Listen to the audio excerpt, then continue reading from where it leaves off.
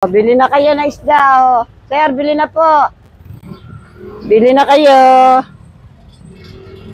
Oh, ito ang aming hanap buhay. Magtinda ng isda araw-araw. Gumising ka ng maaga, alas 3. Sir, bili na po. Bili na kayo. Paano kayo nag-umpisa? Ilang taon kayo bago magtinda dyan? Ano na po ako, sir? 66 na ako ngayon. Medyo mahigit 25 taon na. Bata pa ako, nagtitinda na ako rito. Nasa salansangan na ako. 10 taon pa lang. Ano na ako? Kaya lang ako tumigil nung ako inoperahan. Na nabaril ako sa seaside, sa Boulevard. Ngayon, pinagpatuloy ko. Paano kayo nag-umpisa magtinda dito? Nanay nyo? Ako lang. Bata pa kayo? Bata pa ako, 10 taon pa lang, naglalakad na ako dyan sa karsada. Bata pa ako. Bago napatigil ako, nagkarit ako ng palay. Paring itong paskam na to, talipapano talaga ito? Hindi pa to, hindi pa. Hindi pa, kumbaga lako pa lang. Bit-bit. Bit-bit pa lang, wala pang mga tao dyan, mga damuhan pa yan. Bit-bit lang, ila-ilan lang ang bahay. Ngayon, dumami na. Nakapal na ngayon ang tao. Eto, dito na ngayon. Paano kung naging talipapano? Inumpisahan nila ng paisa-isa. Isa-isa ni Duran, isa-isa lang. Bago dumami na. Hanggang na-recover na tong anong to, mga talipapan to. Nagsimula na, nagumpisa na bago dumami na ng dumami tao. Hanggang sa ngayon, diretso pa rin. Nasaksihan niyo palang pagbabago ng kalsada? Lahat yan, sir, ano yan? Paano ba kwento na itong paskam na to? Nung umpisa? Umpisa pa lang yan, lubak-lubak yan. Tapos, kalesa lang yan. Magtitiyaga ka, putik yan. Putik na putik. Yan, dana yan, putik. Kapraso lang yan, hindi pa yan malaking ganyan. Hindi pa ganyan yan, na malaking malaki. Maliit pa yan. Ang mga tao naglalakad sa salansangan, dala-dala mga bayong, dala timba, dala sako, hanggang makarating ng bayan. Kasi bago ka makarating ng bayan sa kalesa, hirap na hirap ang kalesa. Nalulubak ang kabayo sa pagtatakbo. Ang bayan yung Malabon. Malabon. Dito, Paskam, papunta kang Malabon. Paskam dito, sa Pasong Kamachile. Bago pupunta ka ng Malabon, dito sa Palengke. Kasi dito, karsada nga to, lubak-lubak. Magbibit-bit ka, tatawag ka, ma'am, morning po, tatawag ka ng tao. Tatawag ka ng tao na, bili na po kayo, bili na kayo. Bili na kayo. Dala mo kung ano-anong dala-dala mong mga panda. May kuhol, may kagekay, may palaka, dala mo lahat yan. Sampalok na bunga, dala-dala mo yan, bit-bit-bit mo, papuntang Palengke. Bago ilalatag mo yan dyan. Paglatag mo, tutumpok-tumpokin mo yan, 5-5 piso lang, 5-5 piso lang. Sir, bili na po kayo, ma'am. Morning po. Bili na, ma'am. Ganyan, ang trabaho na. Marami na nabuhay ito pagtitinda nyo. Dito lang nabuhay ang aking mga anak. Ilan na anak ko? 5. Dito lang kami nabuhay. Sa pagtitinda ng ganyan. Tinda ng ganyan, tinda. Dito lang. Sir, ang apo ko, 14 na pinapakain ko hanggang ngayon. Mga nag-aaral. Ano pong pinakamaganda experience niya dito? Ang pinakamaganda ko experience dito, yung pamilya na sa tubigan, na nagkakaret, nagtatanim, pagkatapos nga, yan, nagtitinda, nagbebebay kami, nag-aalok-alok kami, para lang kami kumain. Kasi kung hindi ka kikilos, walang tutulong sa'yo, ikaw lang maghahanap buhay.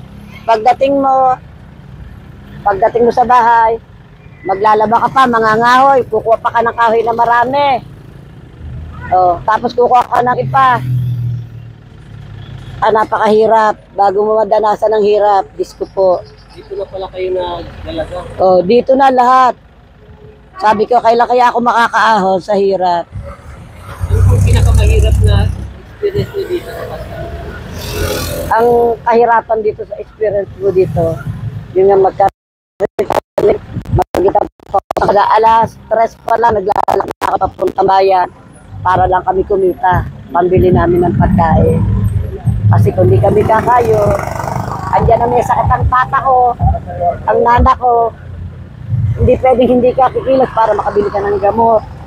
Bali, ito nang bumuhay talaga sa inyo. Dito, andyan ako, nabaril ako, Bakit naman paano yung nabaril ako, nagtitinda ako ng ano, ng ganyan, mga shell na ganyan, talaba, tahong. Dumayo pa ako ng seaside sa Boulevard. Nagtitinda ako. Hanggang sa nabaril ako. Hindi naman sinasadya? Hindi, ano, nagtitinda ng ganyan, di ba, nagtatalop ako ng ganyan, mga alas 3. Yan ay alas taurami, nagiinuman, nagbarilan. Yung babarilin, pumunta sa akin. Tinamaan ako, dito ako nadali. Dito ako nadali. Dugo, bago, may pera ako, nagpatid ako sa ospital, wala naghatid sa akin. Ako na lang mismo ang sumakay ng taxi. Papunta sa San Juan, di dyan sa ospital. 50-50 ako. Hirap na hirap kami noon ang buhay namin. Nagtitiis ako hanggang sa ngayon. Eto, nagtitinda pa rin ako. Operada. Kahit operada, tinda ka pa rin. Hindi pwedeng hindi. Wala kaming kakainin. Kaya kahit papano, kumita ka ng konti para lang maitustos sa mga ano namin, problema namin. Yun ang sinasabi ko kay Tinelli. Tinelli, kapag hindi ako nagtinda, mamamatay kami ng gutom. Kaya, naandyan ako sakali. Minsan, uuwi ako. Alas 7, alas 8 ng gabi. Hindi pa ako dito. Doon pa sa loob ng Riverside. Ilang taon ako sa loob ng Riverside. Ando lang ako, nakaupo lang ako doon. Naglalapitan sila. Hanggang sa ngayon, eto pa rin ako. Oh. Sabi ko, kailan kaya matatapos? Sabi ko sa isa ko, matatapos siguro pag tuwid na pa ako. Hanggang ngayon, eto, nagtitinda pa rin. Hindi ako na... Mainam na yung maganda na yung kalsada. Malaking bagay na itong... Mapakalaki. Ayan, lumaki na nung napakalaki. Dati, maliit lang niya. Kumbaga, daan lang ng tao tsaka kalesa. Daan lang ng tao tsaka kalesa. Diretso lang. Diretso lang. Yan ang buhay namin dyan. Malaki na pinagbago. Mapakalaki ng pinagbago ng siyudad na ito. Malaking tulong na. Kasi nakaka-survive ka sa araw-araw na pagkain mo dito sa ali dito. Andyan yung paalsin ka ng gobyerno. Oh, hindi pwede diyan, bawal diyan. Aalis ka naman diyan, bawal eh. Aalis ka. Tatayo ka, papasok ka naman dito sa loob para hindi ka anuhan. Yan ang buhay namin dito. Sa hirap ng buhay, ayan, nagtitiis kami. Ilan na po napaaral nitong pagtitinda nyo? Aba, marami na to. Kwento nyo nga dami kung paano ilan na napaaral nito. Ilang bata yung 3. Baon, araw-araw na kinikita mo, baon sa mga bata, halagang 20. Ang mga anak ko, ilan yung anak ko yun? 5, nag-aaral yan sila, nagtitiis yan. 20 pesos ang baon, papunta sa eskwelahan. Bago uuwi sila, wala silang pamasahe, maglalakad na naman sila. Lakad. Uuwi, kakain, walang pagkain, hindi pa nadating. Eto, naghahanap buhay pa ako para pag-uwi pa, saka palang kakain. Ayan ang buhay namin dito. Ilan na nag-asawa? Aba, 5 yan. 5 yan to, yung anak kong yan. Hanggang ngayon, pasang ko pa rin ang hirap. May asawa na. Namatay ang asawa, hiniwalay. Hanggang ngayon, ayan. Ako pa rin nagpapakain. Ilan ng apo ko? 14. Ako pa rin nag-iintindi ng pagkain nila sa araw-araw. Hanggang ngayon. Anong may papayo niyo sa mga bataan ngayon? May papayo ko sa Pinagdaanan yung hirap. sana tumulong sila sa kanilang mga magulang at wag muna sila mag-aasawa. At mahalin nila ang kanilang mga magulang. Hanggat nabubuhay, mahalin nila. Kasi sakripisyo ang hirap na dinadana sa araw.